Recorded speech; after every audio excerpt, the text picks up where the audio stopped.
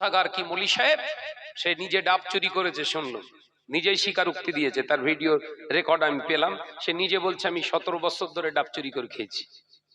আর আজকে ডাব চোর অন্য মলি সাহেবদের দিয়ে হাইবিটে রতনে রতন ছেড়ে কথা বুঝতে পারছেন না। বিশ্বনবী সরকারে দু আলম হুজুর আকরাম সাল্লাল্লাহু আলাইহি ওয়াসাল্লাম বলেছেন, ইসলামকে ধ্বংস করার জন্য পৃথিবীর কোন গায়ের কম মুশরিক বেদিন বেঈমানেরা এরা শত চেষ্টা করেও ইসলামকে নষ্ট করতে পারবে না। ইসলামকে ক্ষতি করবে কারা? মুনাফিক মুসলমান। নাম থাকবে মুসলমান, টুপি থাকবে, দাড়ি থাকবে, জুব্বা পরবে, নামাজ কালাম সব করবে, অথচ তাদের কার্যকলাপ ক্রিয়াকলাপ সম্পূর্ণ ইসলাম বিদ্বেষী নীতি। তারা সব সময় রাসূল পাক সাল্লাল্লাহু আলাইহি ওয়াসাল্লামের বিরোধিতা করে কথাবার্তা বলবে। কোন এই সচরাচর দেখবেন আমরা নেটওয়ার্কের মাধ্যমে আমরা দেখতে পাই, মোবাইলে ফেসবুকে ঘোরাঘুরি করছে কি এই কিয়াম নিয়ে ঝামেলা হচ্ছে। এক শ্রেণীর আলেমরা বলছে কিয়াম করতে হবে, আর এক শ্রেণীর আলেম বলছে না, কিয়াম করা যাবে না।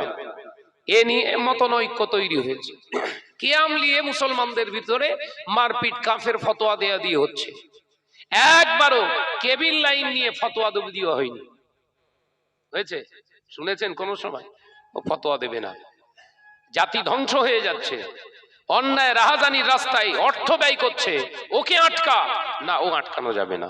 নবিয়ানা মজলিস এত সুন্দর মুজমা তৈরি করবে, ওদের কলগে জ্বালা করছে ফতোয়া দাও। নবীর শানে দাঁড়িয়ে একটু সালাম কিয়াম পড়বে, মুস্তাহাসান জেনে দাঁড়িয়ে পড়বে, ফতোয়া দাও। হাত তুলে মোনাজাত করবে, ফতোয়া দাও। নামাজের আজানের পরে হাত উঠিয়ে মোনাজাত করবে, ফতোয়া দাও। সব জায়গায় ফতোয়া চলে, কিন্তু হারামের বিরুদ্ধে ফতোয়া নেই। এ কথা ঠিক না বুঝজনে বলে? আজানের পরে হাত তুলে মোনাজাত করি না? আমরা আকাবে যারা ফুরফ্রান্স শরীফের মতো আদর্শের মানুষ, আমরা হাত উঠিয়ে মোনাজাত করি। কারণ আমি নিজে চোখে এবছর আপনাদের নেক দোয় আমি হজ পাকে ঘুরে এসেছি, আল্লাহ নিয়ে এসেছেন, ঘুরিয়ে নিয়ে এসছেন, এবং 2019 সালেও আমি গেছি। আল্লাহ পাকের খাস রহমত আপনাদের নেক দোয়ায়।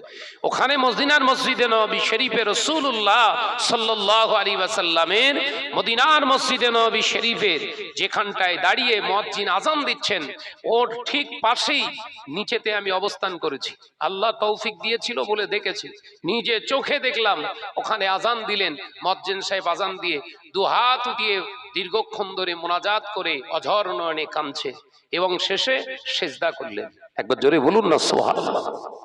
আমরা শুধু হাত উঠিয়ে ছেড়ে দিলাম, আমাদের বিরুদ্ধে ফতোয়া এসে গেল।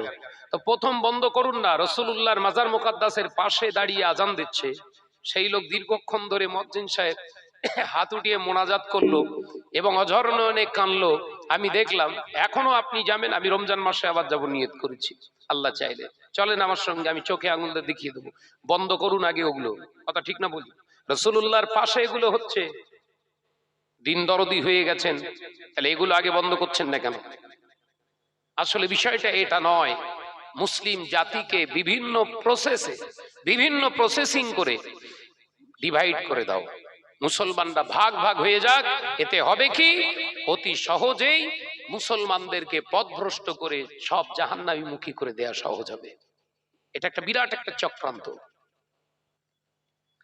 নইলে আপনি ভাবেন, ফুরফুরা শরীফের কোন আলেম, কোন হুজুর, বসিরহাট হুজুর, আল্লামা হুজুরের আলা ওলাদগণ বলেছেন যে কিয়াম করতেই হবে, কিয়াম না করলে মিলাদ হবে না? বলেছে? কি বলে? কিয়াম হচ্ছে মুস্তাহাসান জিনিস, করলে সওয়াব, না করলে গুনাহ নেই। মুজাদ্দিদুজ্জামান দাদা হুজুর পীর কেবলা রাহমাতুল্লাহ আলাইহি তিনিও বলেছেন। কিন্তু কোথাকার কি মলি সাহেব, সে নিজে ডাব চুরি করেছে, শুনলো, নিজেই স্বীকারোক্তি দিয়েছে, তার ভিডিও রেকর্ড আমি পেলাম। সে নিজে বলছে আমি 17 বছর ধরে ডাব চুরি করে খেয়েছি। মাদ্রাসায় পড়ার লাইফে সে ডাব চুরি করে খেয়েছে, সেই এখন ফতোয়া দিচ্ছে কিয়াম করা হারাম। ভাবতে পারছেন?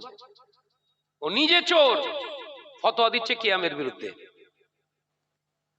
এই যে জাতির ভিতরে ফিতনা তৈরি করা, এদের থেকে সাবধান থাকতে হবে। এক গ্রামে একটাই মসজিদে নামাজ আদায় করছেন।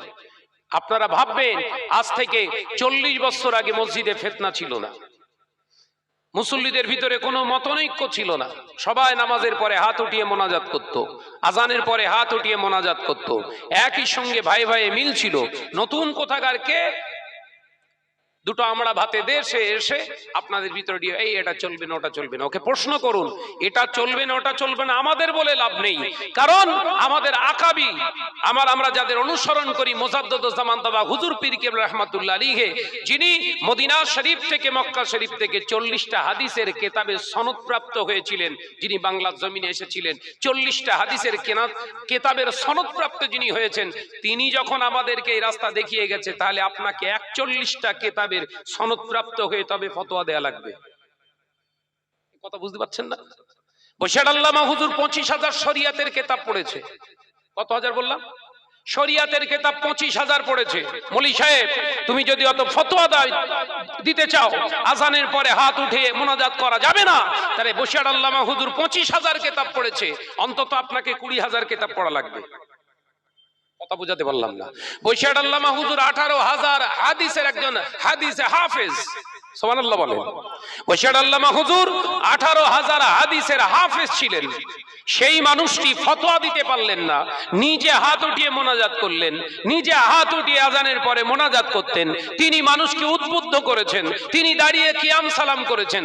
আপনি কোথাকার কে 4 লাইন পড়ে ওই 40,000 কেতাবের জ্ঞান রাখা মানুষের বিরুদ্ধে ফতোয়া দিচ্ছেন? অন্তত কমপক্ষে আপনার 30,000 কেতাব পড়া লাগবে।